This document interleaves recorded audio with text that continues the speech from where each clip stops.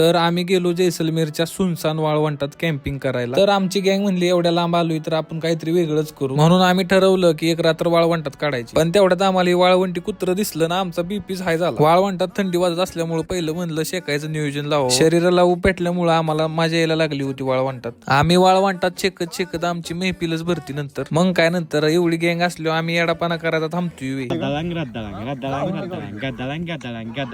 पाणी पिऊन गिरीश का गाणं असं नाही का? गिरीश का गाणं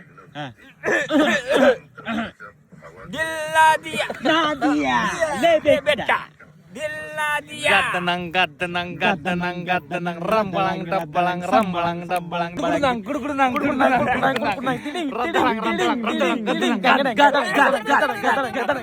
असलं रदळंग गदळंग करत कधी रात्रीची 1 वाजता आम्हाला कळत नाही। नंतर आम्ही आपल्या टेंट मध्ये जातो झोपायला। पुन्हा सकाळी उठतो ना, आम्हाला वाटतं की मस्त असा सनराईज झाला असेल बाहेर टेंटची चेन उघडून बघतो तर सगळं धुकच असतं सगळीकडे। सकाळी उठलेलं असलं गाराटलो ना, डायरेक्ट आमचा पांगच पिटला कॅम्पिंगचा। तिथल्या माणसाला पहिलं म्हणलं गाडी स्टार्ट करून रिसॉर्टला एवढं गार लागतंय सकाळ सकाळी गाईज।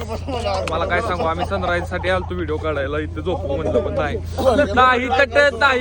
धुकं एवढं होतं की ड्रायव्हरला रिसॉर्टचा रस्ता सापडत नव्हता। कुठनं घालून कुठं नाही त्याला सुधरत नव्हतं। मग कसं तरी आम्ही आपलं मॅप वरनं रस्ता काढत शेवटी रिसॉर्टला पोहोचतो। आणि आमची गारट्यान झालेली असते कोळंबी, त्यामुळे आम्ही पहिलं रोग कुठाय बघतो रगतच घुसतो डायरेक्ट। पुन्हा आणि रिसॉर्टला जाऊन डबल ताणून देतो आणि पुन्हा नंतर उठून मग नाश्त्याला जातो। नाश्ता करून बाहेर येस्तोवर ऊन पडलेलं असतंय कडक। पुन्हा आम्ही आमचं सगळं आवरतो आणि अमेझिंग डिझर्ट कॅम्प वरून आम्ही चेकआउट करतो, कारण का आम्हाला नंतर पुढच्या ठिकाणी म्हणजेच लोंगेवाला बॉर्डर बघायला जायचं होतं। आणि हा आहे अनिकेत, याने आमची अमेझिंग डिझर्ट कॅम्पला एकदम राहण्या खाण्याची सोय उत्तम प्रकारे केली होती। आणि आपला मराठी मुलगाच असल्यामुळं आम्ही पण त्याच्याकडेच गेलो होतो। आणि मी तुम्हाला पुढच्या पार्ट मध्ये भारत पाकिस्तान बॉर्डर दाखवणार आहे, ज्या ठिकाणी आपल्या 23 सैनिकांनी पाकिस्तानची वाट लावलेली ना, अशी जागा मी तुम्हाला पुढच्या पार्ट मध्ये एक्सप्लोर करणार आहे। तर भेटूया नेक्स्ट पार्ट मध्ये।